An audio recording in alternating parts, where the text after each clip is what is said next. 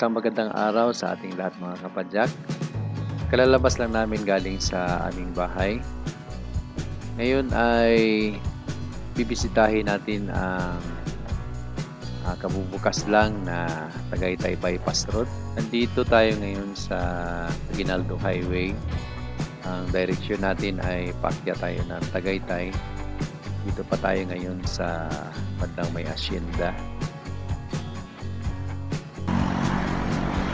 Kasama natin si Erickson Andal sa likod.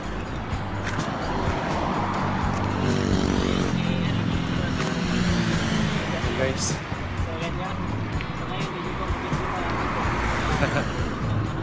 samahan nyo kami ulit mga kapadyak sa aming short ride sa araw na ito.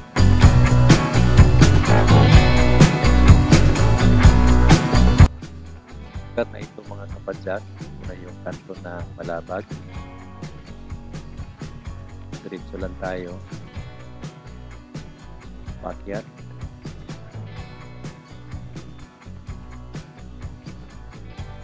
Meron din tayo mga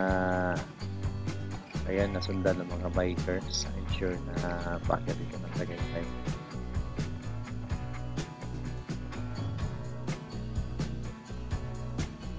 Actually, malapit na lang dito yung lilikuan natin mga padyak.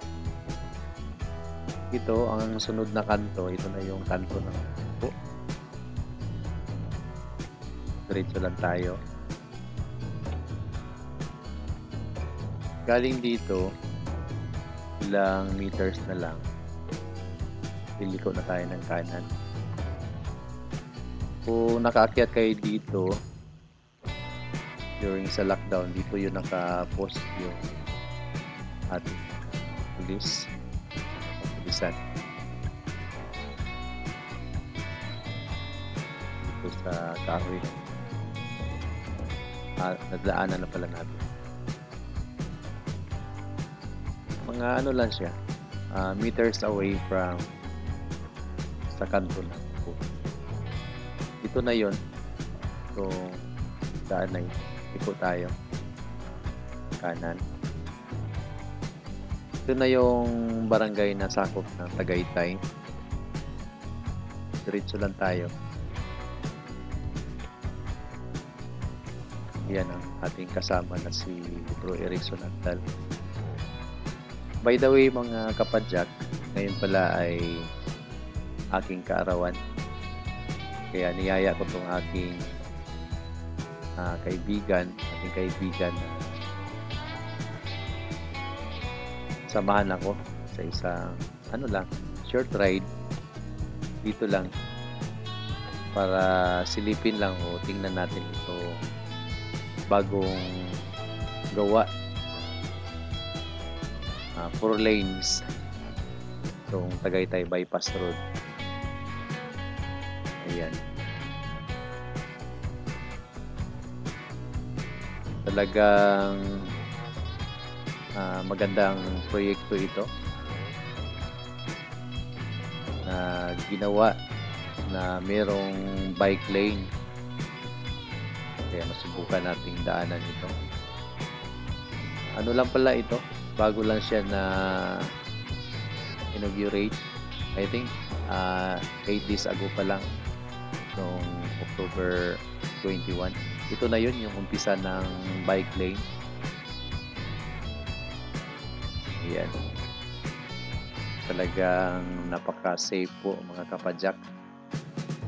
Dito sa gilid niya, ayan, napaka-tibay yan. Barrier na nilagay dyan. Talagang concrete yan.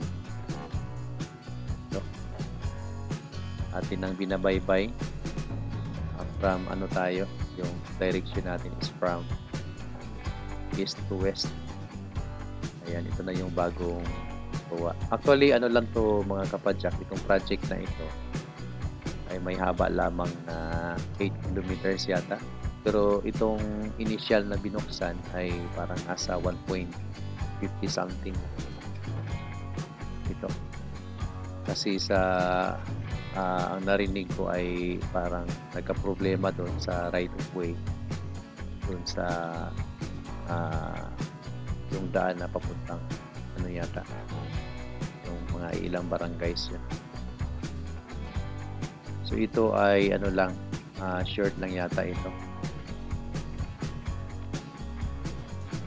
Ito siya. Ang ganda. Hindi pa siya masyado na nalalaman ng ating kaibigang mga bikers. Kaya subukan nyo guys, at hindi lang mga bikers, pati yung mga ano natin na gustong pumunta ng Skyruns or basta ano, hindi na tayo dadaan ng dito sa may Olivares. Maiwasan natin yung traffic dyan kasi medyo marami na yung establishment dyan. Kung ang sadya natin ay papunta tayong Mahogany or Skyruns or doon sa bandang lampas ng Olivares, pwede na tayo na dito na tayo dadaan mga kaibigan. Napaka ano nito, lapad, kanyang ano siya, meron siyang 4 lanes. Kalsada natin para sa mga sasakyan. Yan, mabilis lang siya mga kaibigan. Dito meron palang intersection dito, kaya para sa ating mga kaibigang bikers, ano lang, dahan-dahan lang tayo. Yan, tuloy lang natin ating pagpapadyak.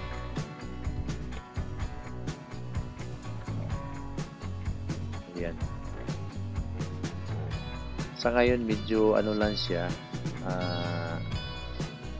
medyo may mga bakas gawa ng bagyo na kalalabas lang, pinta.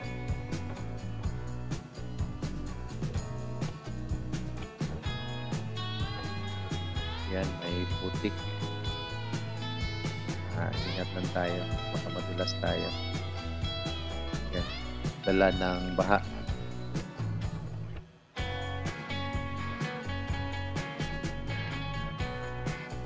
Pero ano na siya mga kapadyak, talagang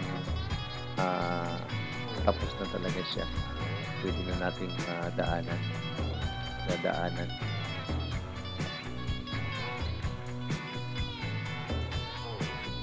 Diretso lang tayo. Ayan. Akyat. Ano lang to? Chill ride lang mga kapadyak. Ano lang? Survey lang para sa ating mga kaibigan. Galing sa malalayo. Ayan, pwede tayong dumaan dito para makaiwas tayo dun sa traffic dun banda sa Olivares. Ito talaga ang purpose kaya nagkaroon ng proyekto. Medyo mahaba-haba din siya mga kapadyak. Yan, mga kaibigan natin mga riders. At ilan pa lamang yung dumadaan dito. So hindi pa siya ganun popular. Ayan, medyo mahaba-haba din.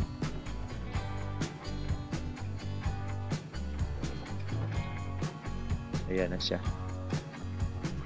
Malapit na tayo doon sa kabilang daan, yung Amadeo Road. Ayan na. Tanaw natin yung mga sasakyan. Yung sa bandang kanan mga kapadyak, yun yung papuntang Amadeo. At dito naman sa kaliwang bahagi ay paakyat yan ng Tagaytay. Ang labas niyan ay doon na sa may NBI. Balik lang tayo guys, dito tayo sa kabilang side. Yan, balik tayo dito mga kapadyak. Try din natin daanan dito sa kabilang side. Now, ang direction natin ay galing tayo sa west, puntang east. doon sa pinasukan natin doon sa Aguinaldo Highway. Ayan. Siya nga pala, gusto kong i-shout out ang ating kaibigan. Like Princesa William. Ayan, shout out to you, bro. Pasensya na po, hindi ka natin na sama sa ride sa araw na ito. Hindi kasi nakaset yung ride na ito. Bigla na lang. Yung biglaan, bro. Ayan. At sa ating mga kaibigan ng mga YouTubers din, like Yams Vlog. Ayan, shout out po sa iyo, ate. At si Boss Kencho. Ayan. Boss, shout out to you.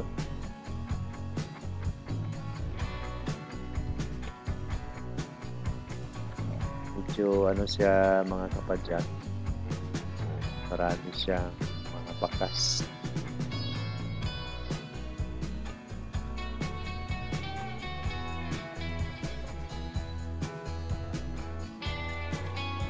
Ganun din siya kahaba.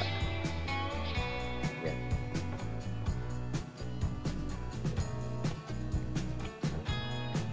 Na siya?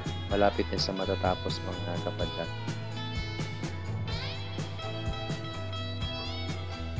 Ito. Subukan din nating daanan, mga kapadyak. Yan. Kaya sa ating mga kaibigan na gustong pumunta dito sa Tagaytay, at least meron na kayong idea na pwede nyo padaanan. Try nyo rin, subukan ninyo, mga kapadyak, dalawin dito.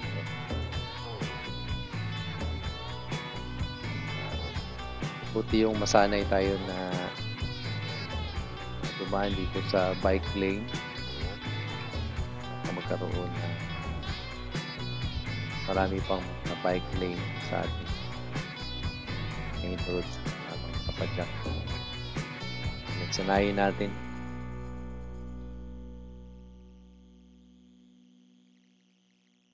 Dumaan dito sa talagang pinrovide para sa atin ng mga bike lane.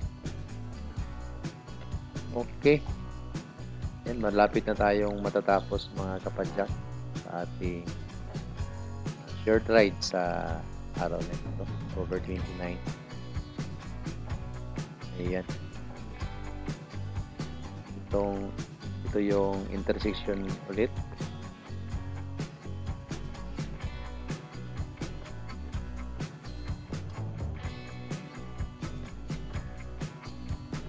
Ayan.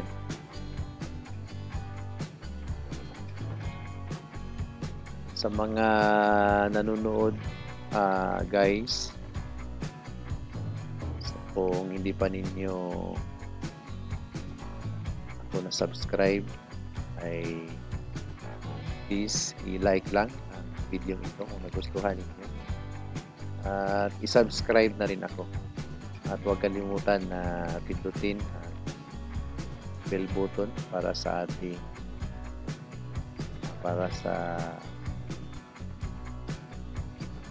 update ng ating mga bagong videos na gagawin sa future. Ayan, mga kapadyak. Meron pang motor na may pa tayo dito. Kita nag-date. Ayan. Okay, mga kapadyak, at sa ating mga kaibigan dyan, maraming salamat sa inyong panonood sa ating video na ginawa tungkol dito sa bypass road. Ayan. Sana ay sa susunod na mga videos natin, panoorin pa rin.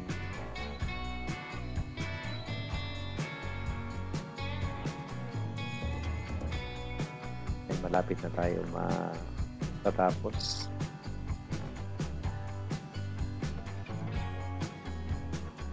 Ayan. Pagkaakyat natin doon sa taas, yun yung end ng bike lane. Ayan guys, maraming salamat po talaga sa inyong panonood sa ating short video sa araw na ito. Okay, kita-kits po tayo sa sunod po natin ng mga videos. Paalam po muna sa inyo mga kapadyak, sa ating mga kaibigan ng mga riders. Ayan. Dito na po magtatapos ang ating bike lane sa itong Tagaytay Bypass Road. Yan. Bye-bye po.